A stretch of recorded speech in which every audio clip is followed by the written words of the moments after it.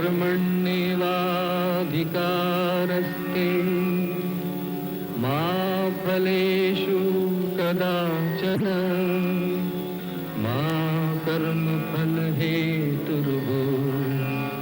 मा ते संगोऽस्तविकर्मणि।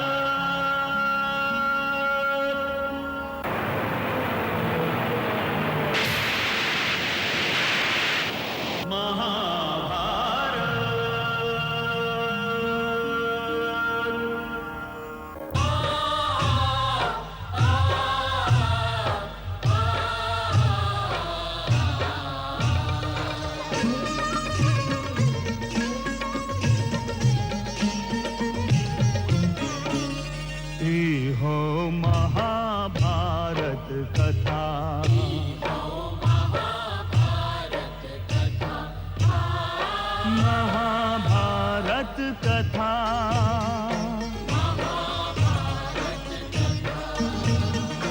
कथा हो पुरुषार्थ के, स्वार्थ के, परमार्थ के। सारथी बन ले जहां सिर किसन भारत पार्थ के। हर दिशा में शब्द गूंजन साच सार्थक सर्वथा। हर दिशा में शब्द गूंजन।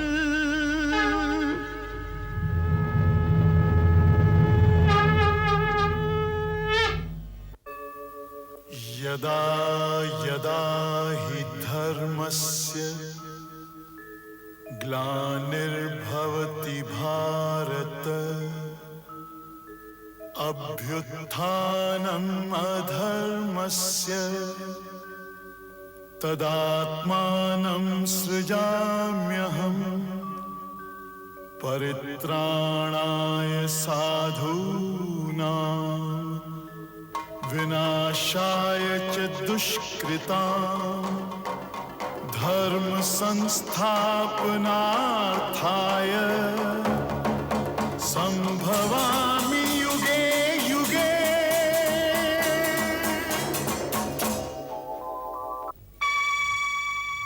शिक्षा दिहल त अवश्य गुरु के काम है।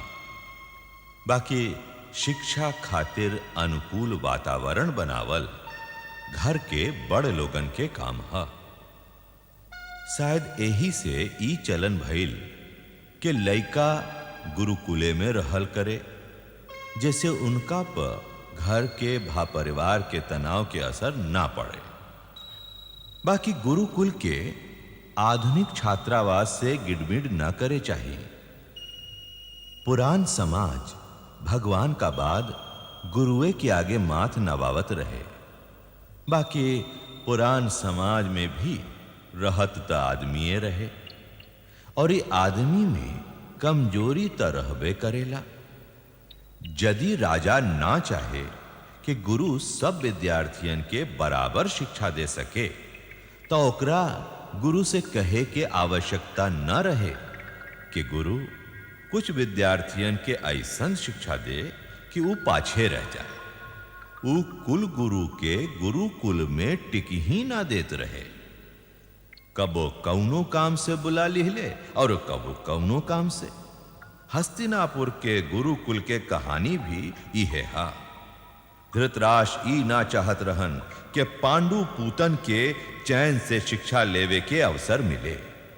त यदि नरेश के सारथी भी काम छोड़ल चाहे त धृतराष्ट्र खातिर कृपाचार्य के गुरुकुल से बुलावे खातिर ई बहाना बहुत रहे।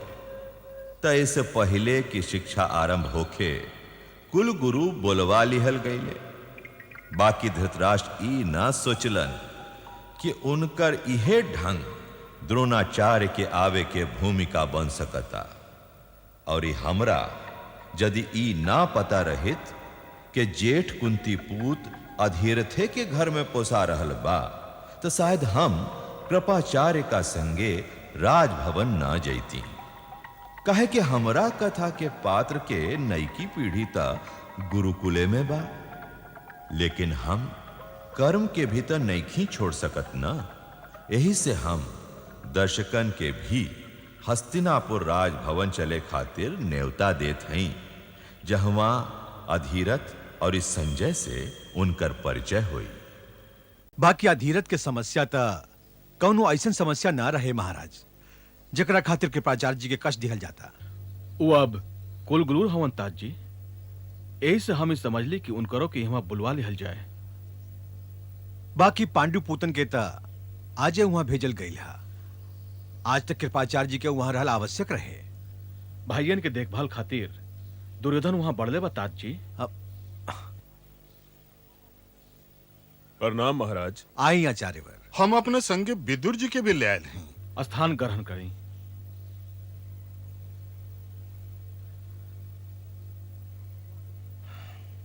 कुल गुरु, पांडु पुतन के शिक्षा में कोनो कमी मत रह जाए।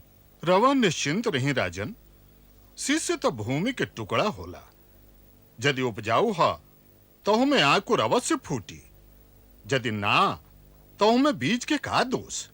बाकी पांडु पुतन के हिया बहुत उपजाऊ हा राजन। और दुर्योधन आचार्यवर? कुमार दुर्योधन में योग्यता के कमी नहीं खे राजन। बाकी घोड़ा का लेखा मन के भी लगाम लगावे पड़ेला, ना तो वो मनचाहा दिशा का ओर भागे लागेला। बाकी रवा चिंता मत करी राजन, कुमार दुर्योधन के हिया बहुत बड़बा। देवे पाई हैं तो कुछ वो दे सकेले। बाकी हवन बहुत जिद्दी, ना देवे पे आई हैं तो सुई के नोक भर चीज भी ना दे सकस। बाकी वो मन लगा के सीखता रहल बाना। हम मन लगा के सिखा रहे हैं महाराज। अर्थात हम निश्चिंत हो जाएं। एकदम। तब फिर तात जी, अब हमने ओ समस्या पर विचार करी जवन अधीरथ के चलते खड़ा भइल बा। अवश्य।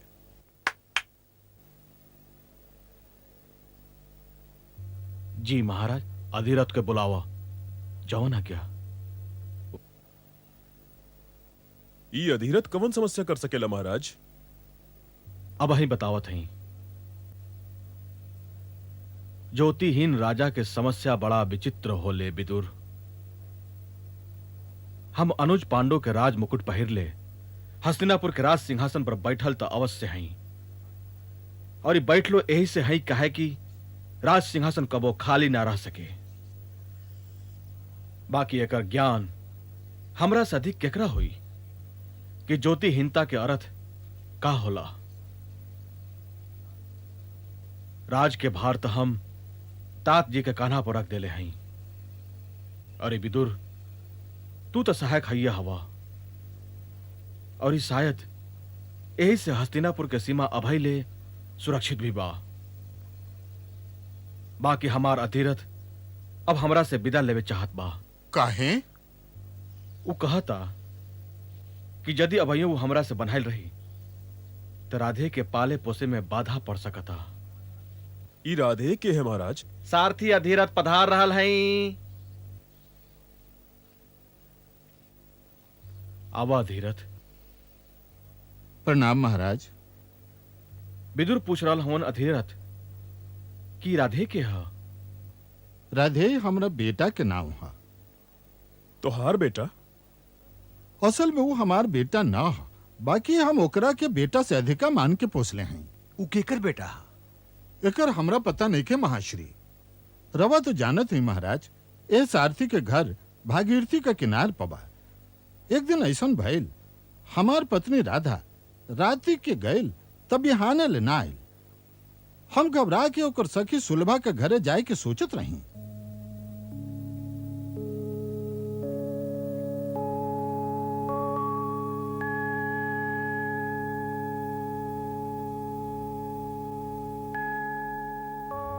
रात भर कहवा रहले रे?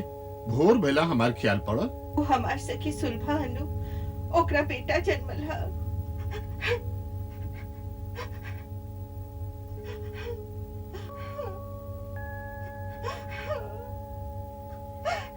जवन जेकरा भाग में होला उ तो ओकरा मिलवे करे ना। तो हमरे भाग उतना खोट काहे बा? ऐसन मत कहा, ऐसन मत कहा। हो सके तो भगवान हमरा कौनो विशेष लेखा खातिर बचा के रख ले होखस। काती ये नइखे सुन ले, भगवान का घर बेर होला, अनहेर ना होखे। हाँ, ई केकर लेकर रो रहल बा? चलो देखी, का पता हमरे लेकर हमरा बुला रहल होखे। चल।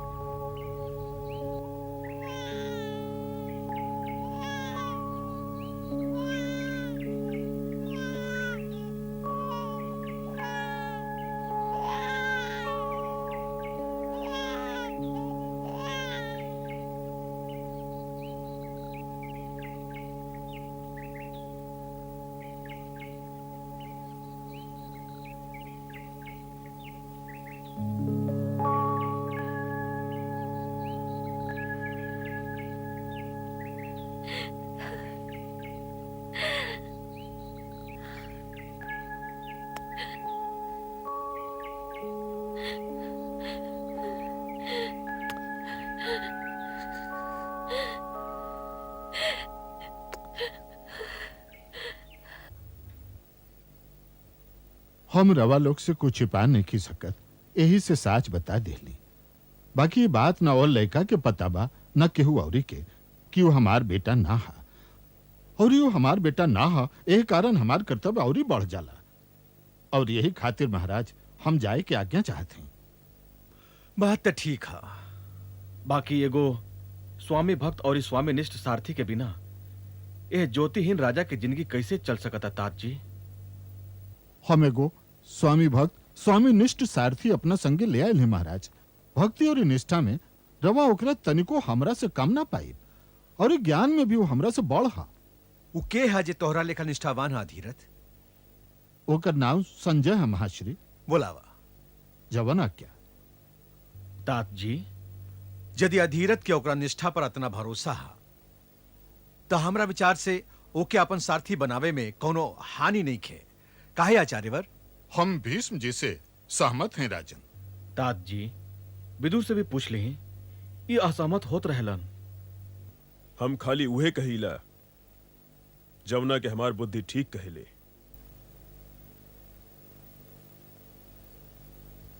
हस्तिनापुर नरेश संजय के परिणाम स्वीकार करी। सारथी के पहला कर्तव्य कहा संजय? ओकर पहल कर्तव्य ई है कि वो अपना स्वामी खातिर जिए और मुए के क्रिया खाए। और ये ओकर दोसर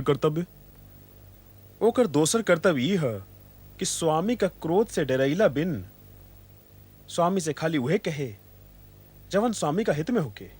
ओके सुन के स्वामी चाहे खुश होके भा ना होके। और माई के अचरा लेखा स्वामी पे आवत घाम और धूल के रोकत रहे। और सदा स्वामी का हित में चौकन्ना रहे। और स्वामी के आन के अपना परान से अधिका महत्व दे। हमरा विचार से राउत सारथी हो के जोग हा। कुल गुरु के का आदेश भा? हम गंगापुत्र भीष्म से सहमत हैं राजन। ठीक बा, तू आज से हमार सारथी हो गिला संजय।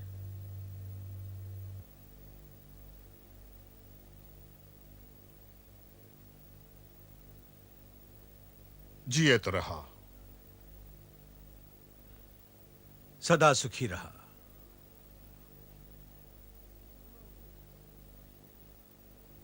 रउआ उरी हमरा दायित्व की पूर्ति भइल महाराज। अब हमरा आज्ञा दी। जा, बाकी तू सदा हमरा ध्यान में रहबा। आशीर्वाद दी महाश्री, जे हम अपना दूसरा दायित्व के पूर्ति कर सकें। जा, भगवान चाहिए तोहरा आंगन के ज्योति सगरे संसार के प्रकाशित करत रही।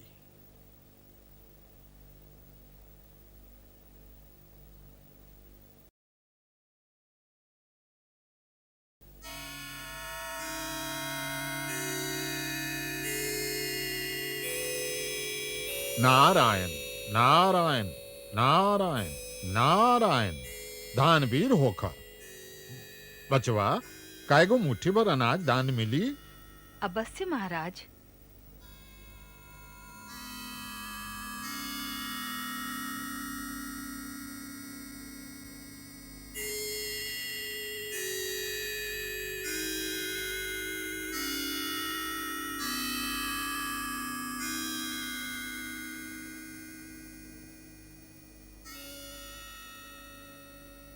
बचवा, ब्राह्मण तो खाली एगो मुट्ठी भर अनाज मंगले रहे। हमार मुट्ठी छोट बा महाराज। बचवा, भर मांगा, भर मांगा। मांगल हमरा नीक ना लागे महाराज। दानवीर बचवा, भगवान तहार सब मनकामना पूरा करस और ई इतिहास में तहार गिनती श्रेष्ठ वीरन में होके। जुग जुग जिया।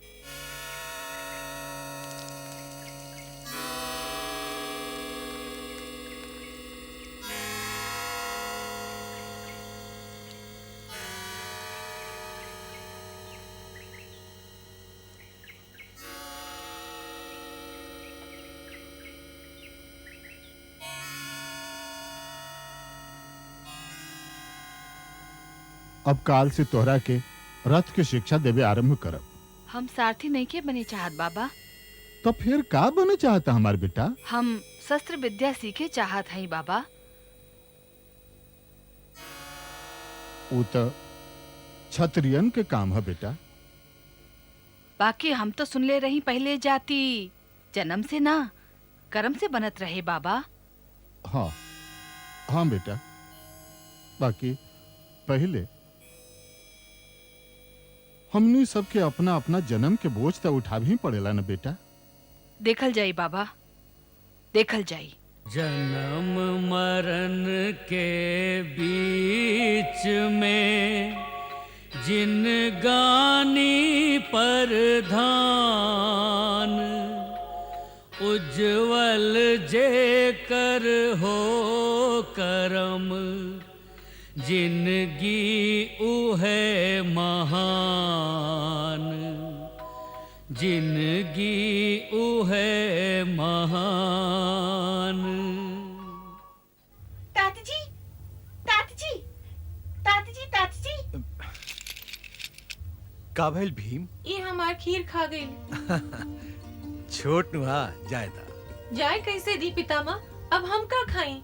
और काल्हे जे रवा हमार मालपुआ खा गेले रही, उहो तो बताई। तात जी, असहु माई इनका के दुगना खाना देली। फिर वो ही रसोई में घुसल रहले, वो तो खाते ही हुई है। और ये आग झपकते हमार सब खाना उड़ा लेवेले। रसोई में तो हम खाना पकावे सीखे जाइला और हमरा खाए के सुगंध बड़ा नीक लागेला पितामा। ऐसे कह दी हमार खीर हमरा लौटा दे।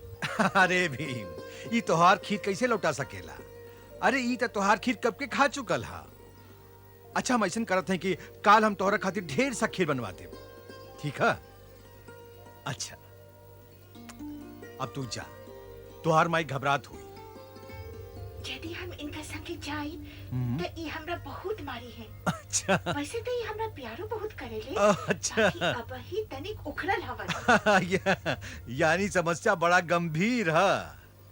हम यह में रवा लगे सुत जाई तात जी। अरे पागल, तोरा हम कितना बेर समझौले हई कि हम तो ताजी ना हई, हम तोहार तात के तात हई, समझला?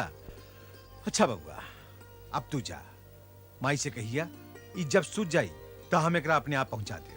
जा, आयुष्मान भव।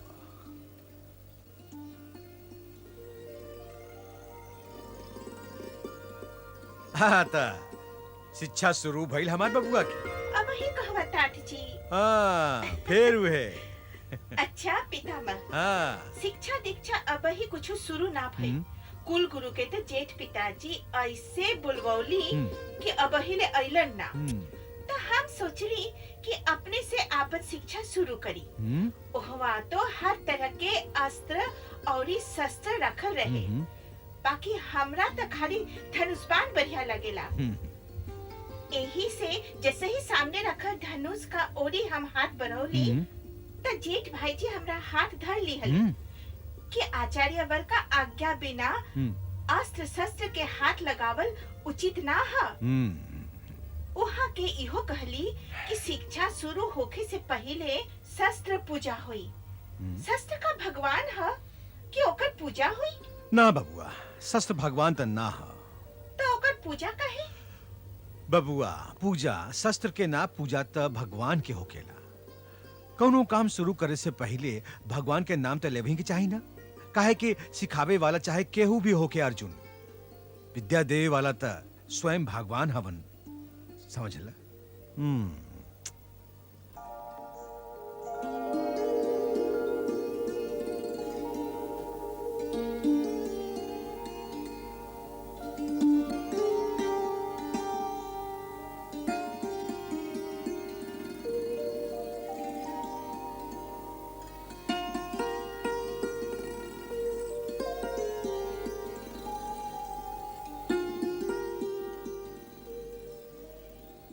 प्रणाम युवराज। काका जी, रउआ ऐसे काहे कहत हई? हम ऐसन एक खातिर कहत हई बबुआ, कहे कि कवनो आदमी के आपन जगह ना भुलाए चाही। ग्रहण लेखा हर आदमी के आपन एगो जगह होला, एगो रास्ता होला। जदि वो आपन जगह छोड़ दे, वह राह बदल दे, तब परलय हो जाई बबुआ। तू हस्तिनापुर के युवराज, आप फिर नरेश होगबा। महामंत्री भैला के नाते ही हमार कर्तव्य है कि हम तोहार आदर करें। कृपाचार तोहरा के प्रणाम स्वीकार करे ना सिखा सकत। ई काम तय दासी पूत के ही है बबुआ। चली, इहे सही। युवराज राउर प्रणाम स्वीकार कैलन। तक अब काका जी अपना युधिष्ठिर के आज्ञा दी है कि राउर चरण छू के आशीर्वाद मांग ले। काहे कि जितना राजनीति रउआ चरण धूलि में बा, उतना राजनीति ए युग में बड़-बड़ विद्वानन में भी नहीं खे। जियत रह। यह राजनीति के ज्ञान तो हमरा बड़ा संकट में डाल दिए है बबुआ। संकट काका जी? हाँ बबुआ, बाकी ए प्रश्न खातिर तो अभी बहुत छोट हवा। बाकी जिंदगी तोहरा से कवनो न कवनो समय स्वयं तोहरा ही प्रश्न करी। यही खातिर हम वहां तोहरा से ही पूछे आइल हई कि तोहरा ए बेरा गुरुकुल में होके चाहत रहे, तू ए बेरा राजभवन में का करता रहे? ओ दिन गुरुदेव के गुरुकुल से जेठ पिताजी रउआ सोझाई बुलवा ले रही और फिर ओवे से अपना बहिन के घरे चल गईले। त हम ही उचित जनली कि उनका लौटला तक हम इहवे रही। वैसे तो रउआ जानते बानी कि दुर्योधन और भीम के बीच ढेर पटे ना। हम भीम के समझाए ले कि दुर्योधन भाई हा, तोहरा ओकरा चपलता पर अधिक ध्यान न देवे चाहिए। बाकी काका जी, रउआ तो भीम के जानते हैं। ई कहे नहीं कहत कि तू गुरुकुल से भाग के आइल हवा। यदि तू गुरुकुल की चुनौती स्वीकार न कर सका तो जिंदगी की चुनौती का स्वीकार करबा। राजा के धर्म बड़ा कठोर होला बबुआ। वो आदमी के परिवार, परिवार के गांव, गांव के प्रांत और प्रांत के सौंसे राष्ट्र के खातिर बलि पे चढ़ावे खातिर भी संकोच न करे। और तू भाइयन के खटपट खातिर उहवा से ईमा भाग के आइल हवा। यदि तू गुरुकुल में न टिक सकला ता तू रणभूमि में का करबा? जेठ कुरपूत होखला के कारण तोरा कांधा पर कर्तव्य के बोझा भी भारी बा बबुआ। भागे से आत्मा के चंद्रमा में ग्रहण लाग जाला। यही से तू अपना कर्तव्य की चुनौती स्वीकार कर और ये अपना भाइयन के लेके गुरुकुल चल जा। रउआ आज्ञा के पालन हुई काका जी।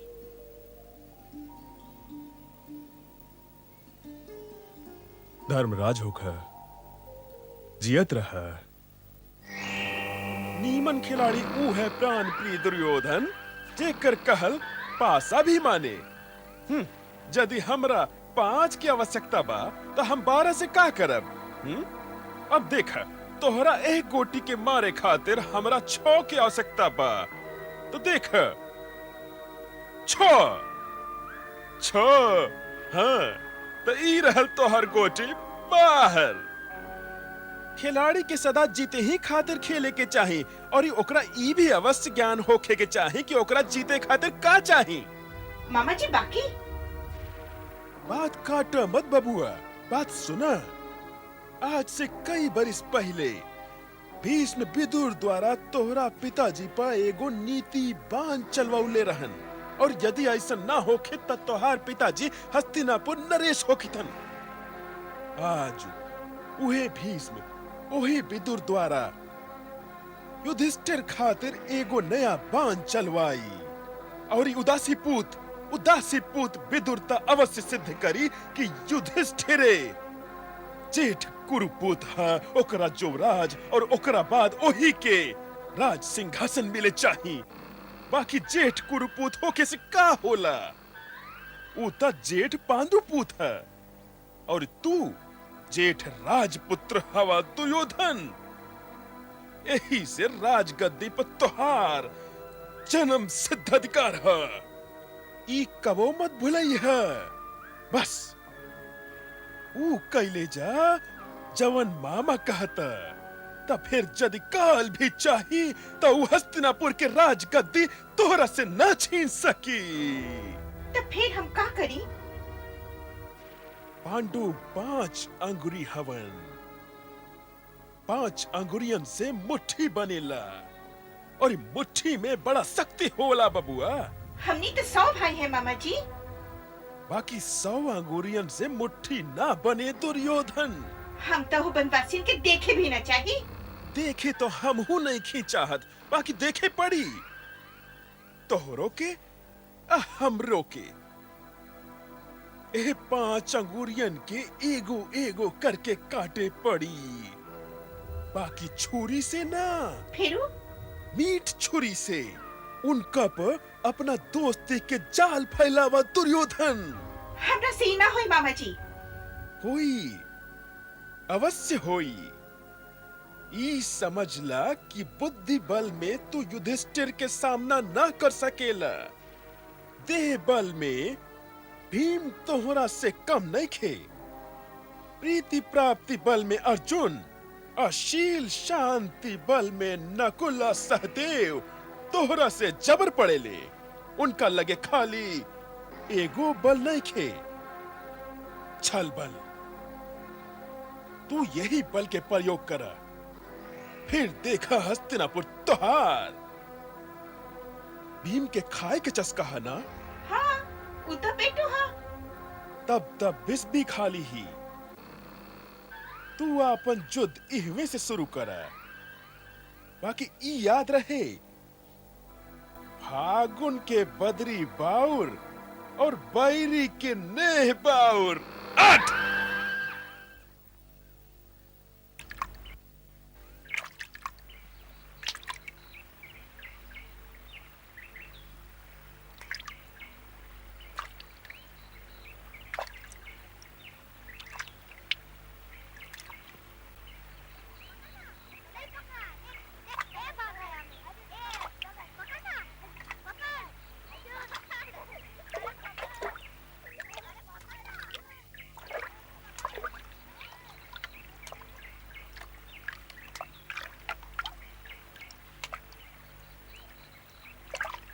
यहाँ अकेले बैठ के का करत हवा भीम भाई? बस बैठल है। वहाँ हमनी सब खेलत हई, और ये तो यहाँ अकेले। हमार खेले के मन नहीं खे।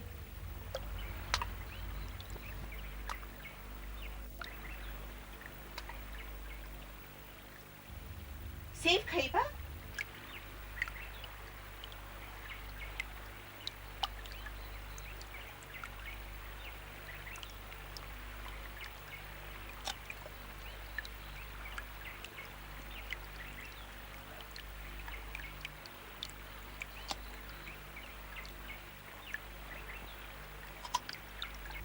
रात के अर्जुन हमार खीर खा गई और जाके पितामह का कोरा में घुस गई। पितामह कहे लगले, जा भीम, छोट हा, काल हम तोरा खातिर ढेर सा खीर बनवा दे। यही से हम ठीक से भोजन भी न कैली। अब तू ही बतावा, भुखले पेटे केहू खेल सकेला? पितामह राजकाज में भुला गई हुई है। बाकी हम तो भुखाइल रह गईली नु। तू हमरा खेमा में चला। हमरा पता रहे कि तोहरा खीर बहुत नीक लगेला, यही से हम तोहरा खातिर खीर बचा के रख ले हई। बाकी इतना नहीं कि तू 5 के खिया सकी। हम दुशासन के पहरा पे बैठा देले हई। ला, तब तो वो आधा खीर खा गई हुई। ऊ केहू औरी के कहल माने ना माने, बाकी हमार अवश्य मानेला। चाहते चुपचाप निकल चला, खीर के आनंद ला, फेरू जम के खेले के। चला चला।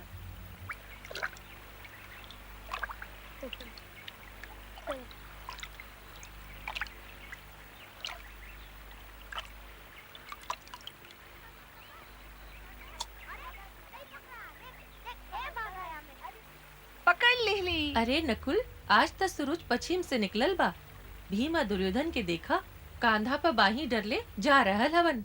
रवा भाईजी भीम के समझौले रही ना, तबे ना तो ई दोनों संगे संगे होइए ना सकस।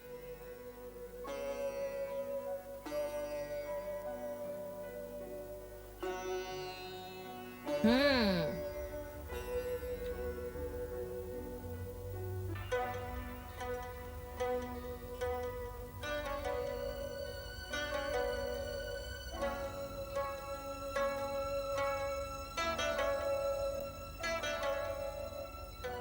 तू दोनों जन भी खा ना भैया। ना भीम, पहले तू ही भर खा ला। अवश्य खई है, कुछ बातचीत तो हमनियो खा ले। बातचीत ना।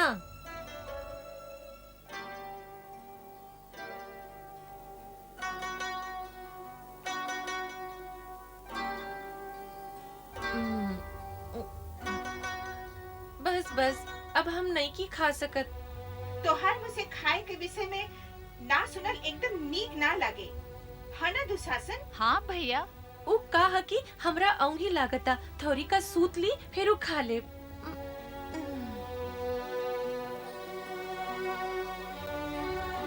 भीम भीम भीम भीम भीम भीम।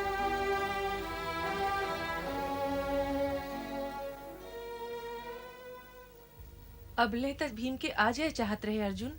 रवा चिंता मत करी भाई जी, वो अवश्य आ जाई हैं। हम चिंता ऐसे करत हई कि हम ओकरा दुर्योधन के संगे जात देख ले रही और तब से दोनों लौकुबे न कैलन। ई तो निमने भइल ना, रवो तो यह चाहत रही कि हम सब भैयन में स्नेह बने। चला।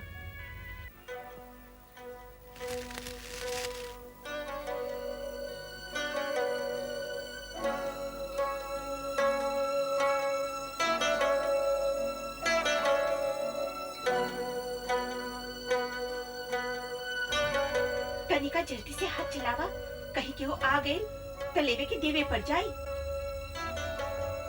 अब एकरा गंगा जी में उठा के फेंक दिया। समझ ला पांडुअन के एगो उंगली आज काट ली हली जा।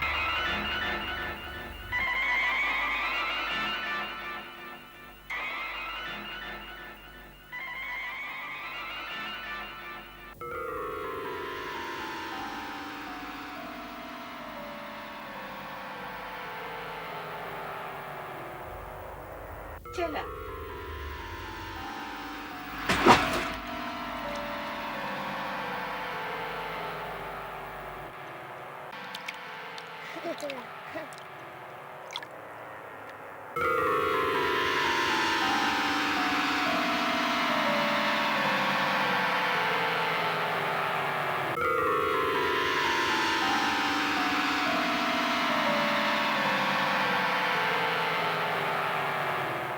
भीम, भैया भीम। रवा अकारण चिंतित हो रहल है भाई जी, वो खा पी के कहूँ सुतल हुई है। पहले तो कबू ऐसन न कैलस। हमरा तो लागता उ राजभवन पहुंच गईल हुई है। हमरो लागता। चलो चलो चलो। चलो चलो।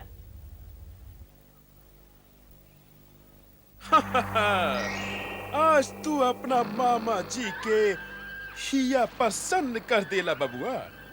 यदि असे ही अपना मामा के कहल मानत रहला तब फिर देखिए तोहारी मामा तोहरा खातिर का न कर दी। हम गंधार छोड़ के बिन कारणे हस्तिनापुर में नहीं पड़ल। हमार एगो लक्ष्य हमरा के हस्तिनापुर से बान रख ले बा। का कहलू? भीम अभी ले गुरुकुल से लौट के ना आई।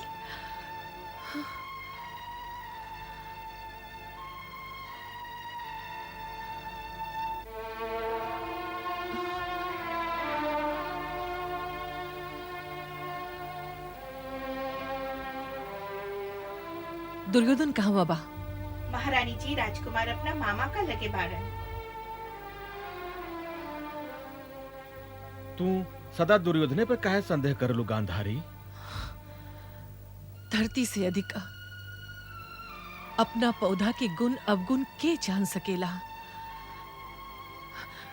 हम कबो कबो दुर्योधन का स्वभाव से डरा जाली।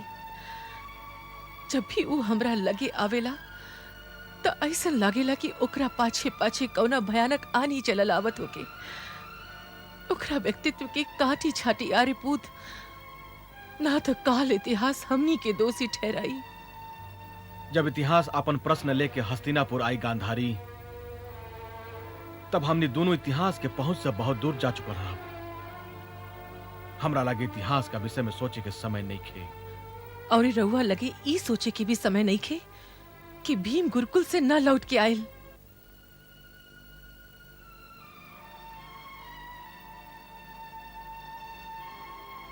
अरे भाई, कुछ पता चलल? ये बड़ा अचरज के बात था। हस्तिनापुर के वन में हस्तिनापुर के राजकुमार बुला गए। अभी गूंग गाछ पात का बोली हैं कि पांडु कुमार कहाँ गेलन? भैया मानो बमत मानो, भीम का भुलैला में दुर्योधन के हाथ बा। अरे भाई तनी धीरे बोलो, ऐसन बात ऊंचा सुर में ना बोलल जाए। अरे भाई चला और खोजा, चला चला चला।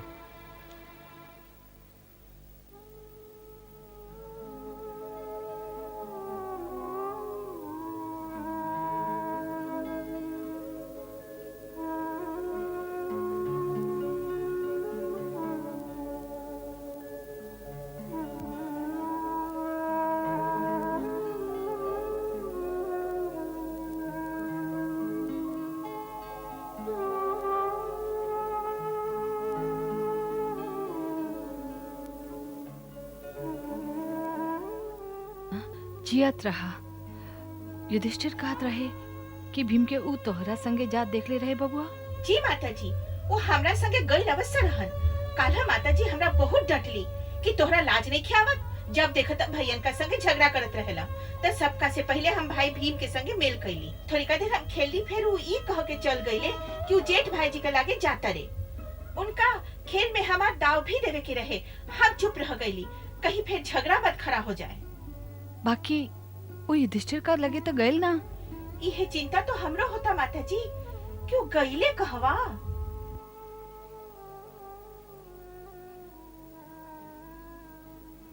प्रणाम। भीम के कुछ पता चलल? सैनिक चारों ओर खोजे निकलल हवन, बाकी अभी ले कहूं से कौनो शुभ समाचार ना आयल। हमरा बड़ा चिंता होता भीम के। चिंता तो होखी ही चाहिए, बाकी भीम त पवन के एगो झोंका है, ओकरा के बांध सकेला। बहुत कहीं निकल गई हुई, बहुते लौटियो आई। तू अनाथ लइकन के माई के दर्द का जनबा विदुर। तात जी भीष्म और महाराज धृतराष्ट्र का रहते महाराज पांडु के बेटा कबो अनाथ ना हो सकस। महारानी रवा विश्वास राखी, भीम जहुआ भी हुई हन सुरक्षित हुई हैं।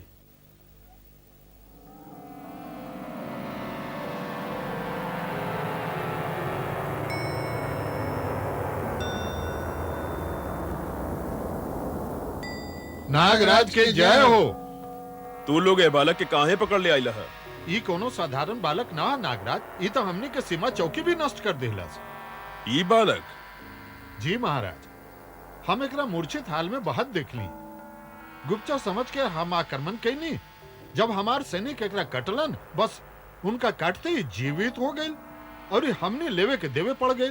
लागत था कि वो बीस देले रहल, जवन हमरा नागन के काटते उतर गई। बचवा एहवा आवा। तू के हवा बचवा? हम कुंती पूत भीम हई। कुंती पूत?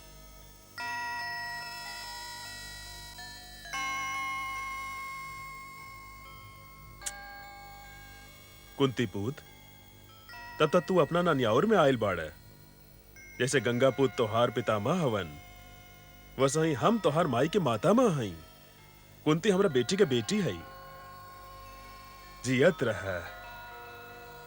कुंती कैसन बाड़ी बबुआ? पिताजी का स्वर्गवास का बाद उदास रहेली। का उनका पता बा कि तू इहवा आयल होवा?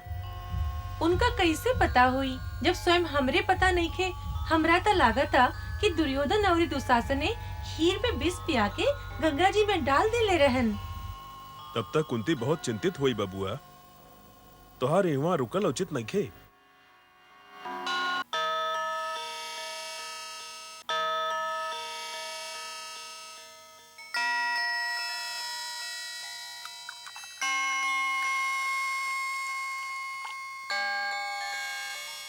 पिया बबुआ, पिया। ई सुधारस है। एक कटोरा में 10 हाथियन के बल है।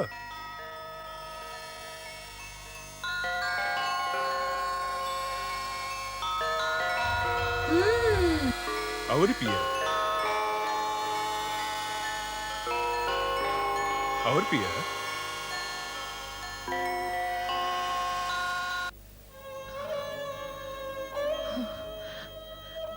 आपन लोर पोछला कुंती।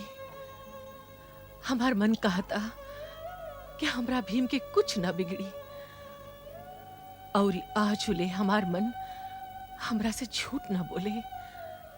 हमहू कब से इनका यह समझावत है महारानी। बाकी कुंती जैसन माई के भी बेटन के विषय में समझावल संभव नहीं खे। इनका रो लेवे दी, काहे कि इनकर लोर राजकुमार भीम का अलावे और केहू न पहुंच सके। माई, भीम, भीम हमार बेटा, तू कहवा चल गइल रहा भीम? वो का भइल के दुर्योधन हमरा के खीर खियवलन और ये हम खा के सुत गईली। उठ के देखली कि हम नागलोक में हई और ये नागराज कह रहल हवन कि वो हमरा माई के नाना हवन। हाँ बेटा, वो हमार नाना हवन। बाकी तू अभी ए बात के एवे छोड़, पहले जेठ माता जी से आशीर्वाद ले ले। चल बेटा। दीदी, भीम। तू कहवा चल गइल रहा बेटा? जियत रहा, शक्तिमान होगा।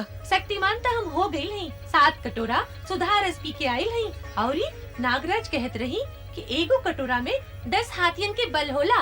अर्थात अभी 70 हाथियन के बराबर खाना खाइहन माई।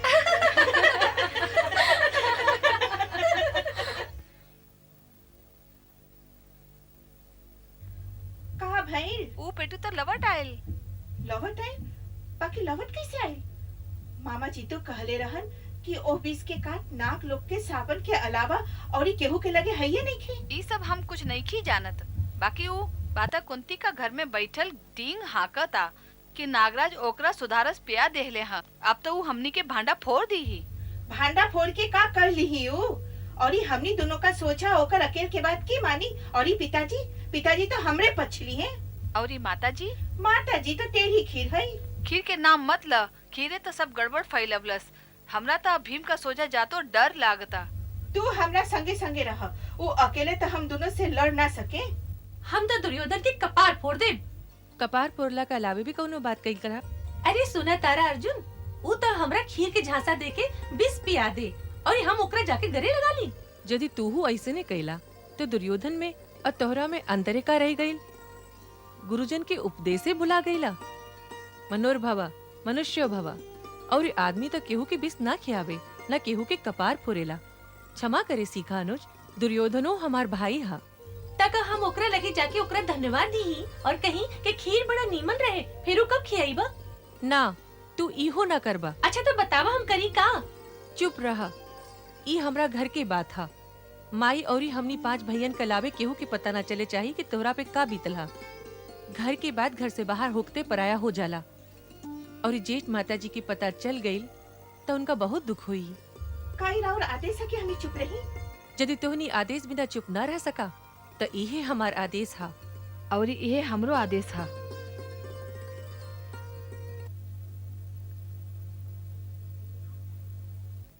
दुर्योधन से झगड़ा तो दूर, तू ओकरा से कुछ कहबो ना करबा भीम। ना तो हम तोहरा पितामह से कह देब कि तू लोग हमार कहल नहीं खमानत। जाऊ ना क्या माई।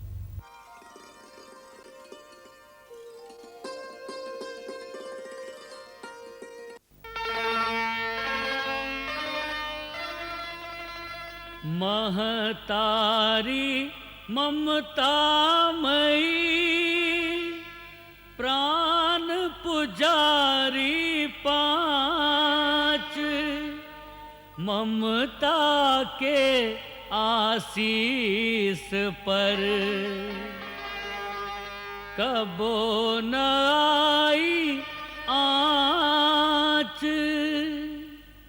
सीख हम बीतल दिनन से नए जुग का करी स्वागत, करी स्वागत, करी स्वागत, करी स्वागत।